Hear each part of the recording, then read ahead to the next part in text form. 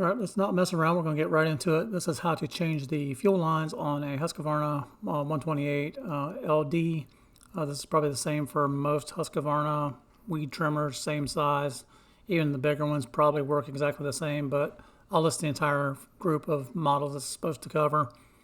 I'm going to cut this down pretty quick. I did this on how to replace the carburetor, spark plug, all that good stuff. This is just going to be on how to change the fuel lines. I'm going to do a short video on just changing the fuel lines themselves in case you already know how to get the tank out. You just can't figure out how to get the fuel lines in it. So removing the fuel tank, first thing we need to do is pull the air filter off and pull the carburetor cover off here. This is a 5/16 nut driver. I'll take these two 5/16 out and then the cover will lift up off of there. Once we get the cover up off there, the carburetor will be loose, but we don't want to pull on the carburetor yet. We want to disconnect the fuel lines first. Then we'll lift the carburetor up off of there and disconnect the throttle line. These can be kind of a pain in the butt, and especially if you're changing the fuel lines anyhow, we're not too worried about ripping them since we're going to replace them anyhow.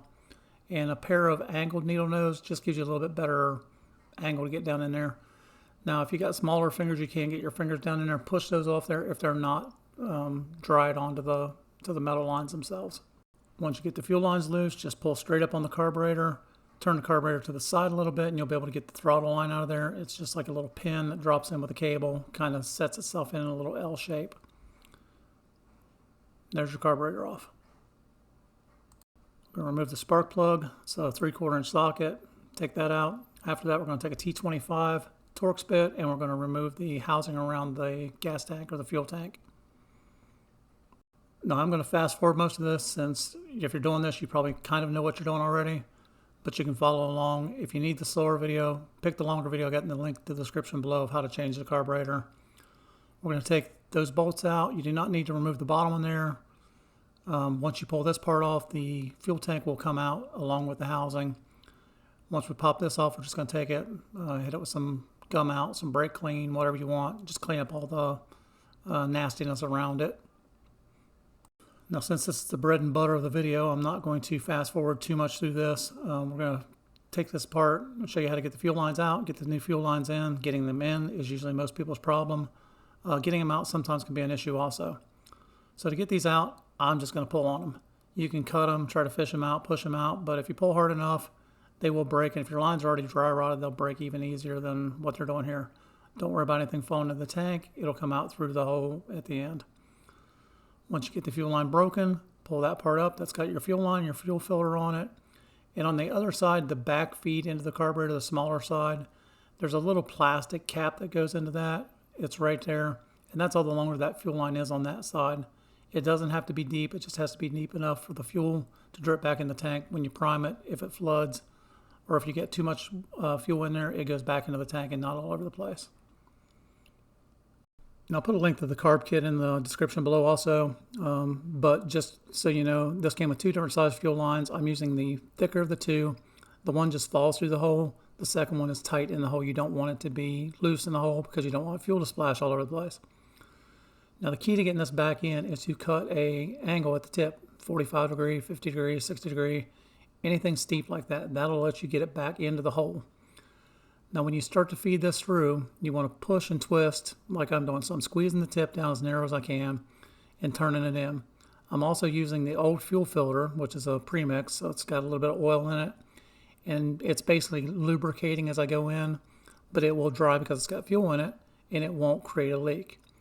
So it's hard to get it started, but once you get it started in there, you just continue to feed. You can kind of see with the video it's coming through. I want to get to the point where I can pull it out through the fuel cap hole. And then we'll put the filter on it and pull it back in. So again, get your finger in there. Once you can grab a hold of it, pull it through. You want to keep feeding it through. Measure it to where it's about as long as you need it. You want to go a little bit longer than need be because we're going to pull it back down into place. So I want it to actually be longer than the original one. I'm going to go ahead and push my fuel filter on and push it on all the way. Make sure you cut the tip flat again. Cut off your 45 so it fits nice and flush against your fuel filter. Once you get that done, push your fuel filter on, make sure the line's on all the way.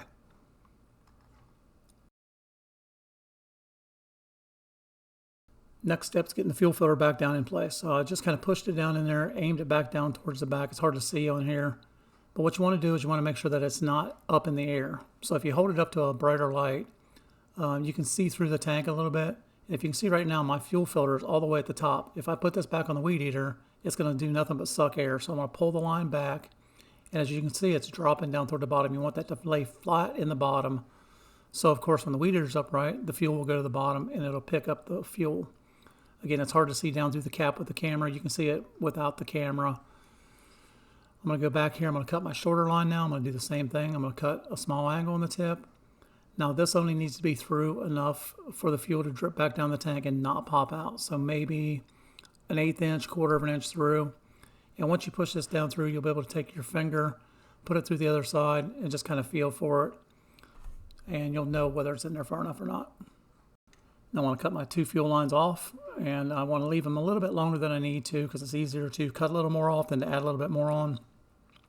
And be careful with the short one when you're pulling on it. When you go to cut it, you don't pull it up out of the tube. To get the cap back in, you just push down on the little plastic piece a little bit. That drops back in. If that breaks or is already broken, that just keeps the cap from falling on the ground while you're putting fuel in it. Not really needed, just comes in handy. Make sure you got your bumpers for your fuel tank. There should be 3 of them, 2 on the back, 1 on the front. You can put these on now, or you can put them on a little bit later. Depends on how loose they are. They do tend to fall off when you're putting it back in, so you've got to kind of work it into place. It's more of a feel than anything. If you're replacing the carburetor, make sure you change the carburetor gasket. If you're not changing the carburetor, then you can just leave the old gasket on there, since of course you don't have a new gasket, new carburetor, and you can skip this part. And you can also do this part after you're done putting the housing back together. It was just easier for me since I had the part to go ahead and slide it on there. Next step is to put the fuel tank in. Now when you're lining this up, make sure you take your time, make sure you don't pinch anything, make sure nothing binds up. You don't want to crack your plastic. And when you get to the point where you can see at the top there, I've got a little gap in there. If you pull up on the pull cord, it will set up into the motor. That's what makes the motor turn over. If it's not lined up, it doesn't fit up in there all the way, and you'll crack something. So make sure it seats flush before you go to put screws in it. And your motor should be turning over. Again, we got the spark plug out, so it should turn over free. There's no fuel in it, so we're not going to spill fuel anywhere. And then I usually just put these 2 in the back here on the pull starter first. It's just easier for me. It kind of holds the whole center of it together. Then I can go back around and put the rest of my screws in. Since we just took these out, I'm just going to fast forward to this part. So, make sure you get the screws in the right holes. Don't over tighten them. The only 2 that need to be tighter than the others are the 2 that hold the pull starter on. The rest of them are just plastic to plastic, so don't over tighten them. You'll crack the plastic. Ready to put the carburetor back on. I like to put my fuel lines on first. Again, if you need to trim them a little more, you can trim them now. Drop it down in there. Make sure you get the throttle cable in the alignment spot. There's like a little curved piece in there. Make sure it drops in place. That way when you pull the throttle, you don't, just yank it off there. It doesn't pop loose. The throttle's not going to work if you do that. So take your time. Make sure you get that piece on there. It's kind of a pain in the butt because this carburetor is an aftermarket. And the screws were sticking out a little bit, so I had to put the throttle piece in and push it down at the same time, but I did get it in there. And those little screws right there is what I was hitting on, in case you have the same issue.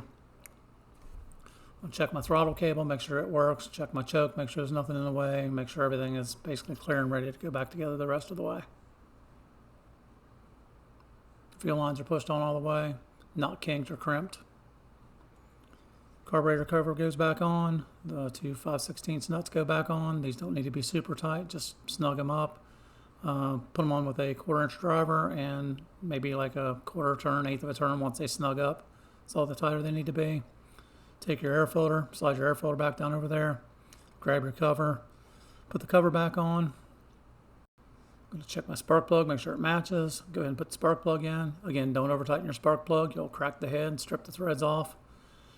And that's pretty much it. Put some fuel back in it. I'm just using this because I had a problem with the weed eater. I want to make sure that my fuel was clean. I hate to pay for it. It's $10 like a liter, but in order to find out whether I got a problem or not, it's worth it. Hope everyone enjoyed the video. Please click on like, subscribe, drop a comment down below.